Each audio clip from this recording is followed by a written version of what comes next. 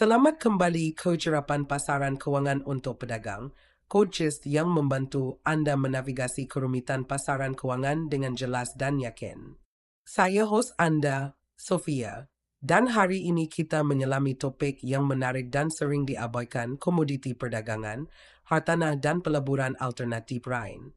Walaupun kebanyakan pelabur menumpukan pada saham dan bond, terdapat seluruh dunia peleburan alternatif yang boleh mempelbagaikan portfolio, melindung nilai terhadap inflasi dan menyediakan peluang baharu untuk pertumbuhan. Daripada komoditi seperti emas dan minyak kepada hartanah dan juga aset digital, peleburan alternatif mempunyai faedah unik yang perlu dipertimbangkan oleh setiap peniaga.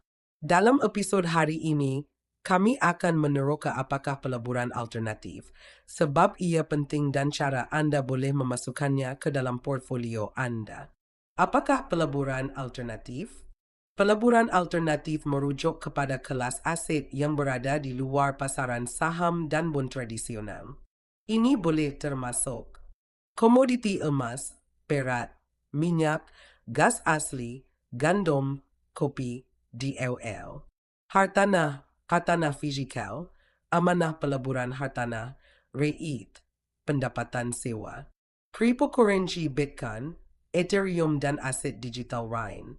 Equity persendirian modal teroka melabur dalam syarikat permulaan dan syarikat swasta. Edgar Fandu dana peleburan yang diuruskan secara aktif yang direka untuk mengatasi prestasi pasaran.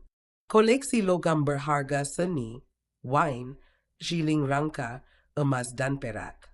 Aset ini selalunya berkelakuan bebas daripada pasaran tradisional, menjadikannya sangat baik untuk kepelbagaian. Mengapa pertimbangkan peleburan alternatif? Terdapat beberapa faedah utama untuk menambah peleburan alternatif pada portfolio Anda. Kepelbagaian, aset alternatif sering bergerak secara bebas daripada saham, mengurangkan risiko. Zindong nilai inflasi, hartanah, emas dan komoditi biasanya mengekalkan nilai semasa tempoh inflasi. Pulangan lebih tinggi, banyak peleburan alternatif dari segi sejarah mengatasi prestasi aset tradisional. Nilai ketara, tidak seperti saham, hartanah dan komoditi mempunyai nilai fizikal.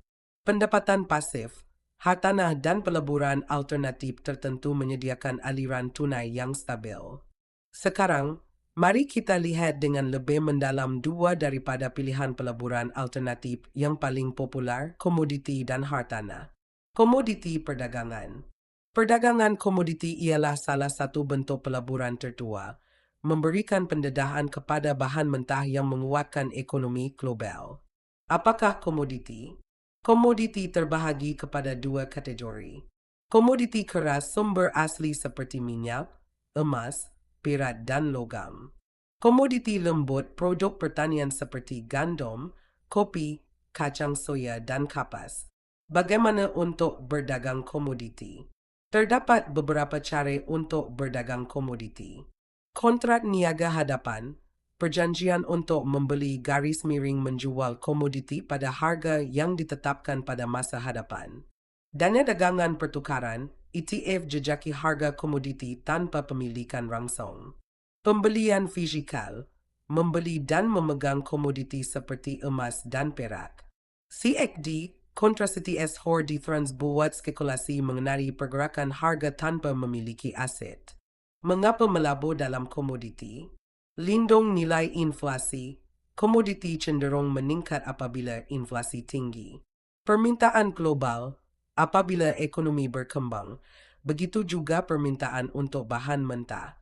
Perlindungan kemerowapan pasaran, komoditi selalunya berprestasi baik apabila saham merosot. Risiko perdagangan komoditi. Volatility tinggi, harga turun naik disebabkan ketidakseimbangan bekalan permintaan dan risiko geopolitik. Risiko redrage, dagangan hadapan boleh meningkatkan keuntungan dan kerugian.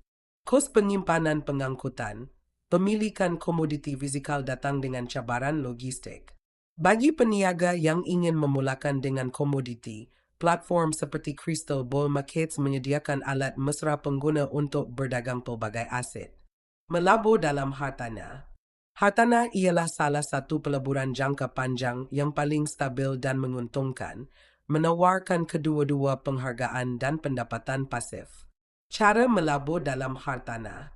Pemilikan harta langsung, beli dan tahan hartanah sewa untuk pendapatan tetap. Amanah peleburan hartanah, rates melabur dalam hartanah tanpa pemilikan langsung. Crowdfunding hartanah, menggabungkan dana dengan pelabur lain untuk projek yang lebih besar. Fix and flip, membeli hartanah yang kurang nilai, mengubah suai dan menjual semula untuk mendapatkan keuntungan. Sewaan jangka pendek, platform seperti Airbnb menawarkan hasil sewaan yang tinggi dengan fleksibiliti. Mengapa melabur dalam hartanah? Adiran tunai tetap, hartanah sewa menjana pendapatan yang konsisten. Lederage, keupayaan untuk menggunakan pembiayaan untuk meningkatkan pulangan.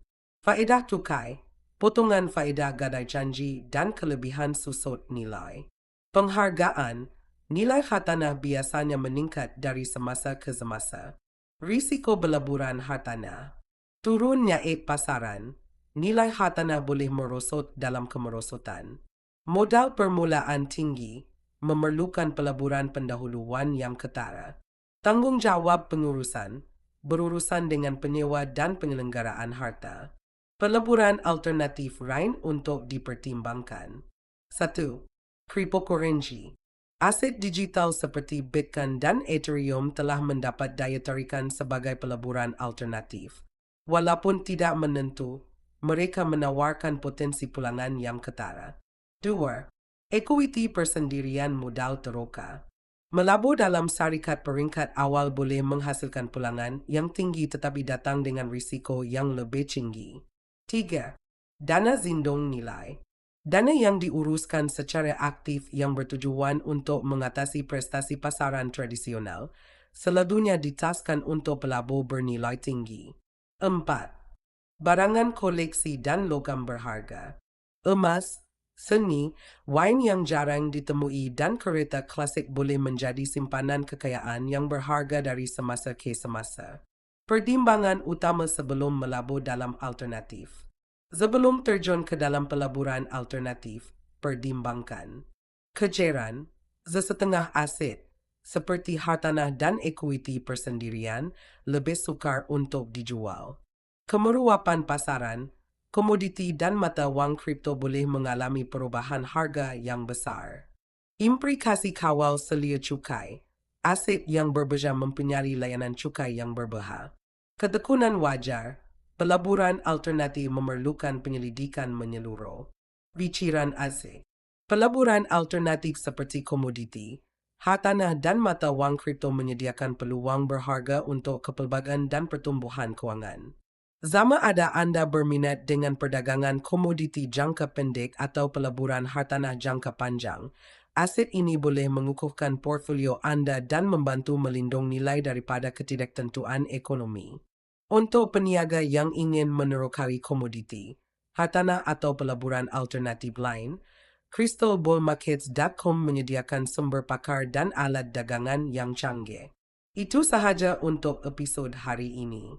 Langgan, tinggalkan ulasan dan kongsi podcast ini dengan rakan pelabur. Sehingga kali seterusnya, laborlah dengan bijak dan kekalkan kepelbagaian.